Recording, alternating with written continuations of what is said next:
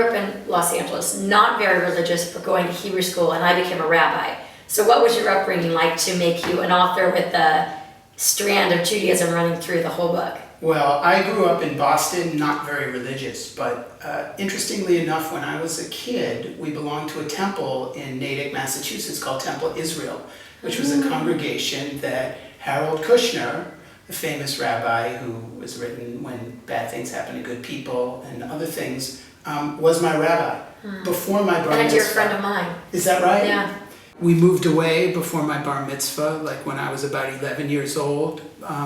But even then, Rabbi Kushner, before he'd written any books, before he was world famous, there was something very special about him, about his sermons. I remember that the parents would all talk about what he'd spoken about in services. So even though I was too young to really understand what was happening, 8, 9, 10 years old, they were actually mimeographing. It was a long time ago. There was those Xerox machines. They were actually mimeographing copies of his sermons, and people in the congregation were passing them out.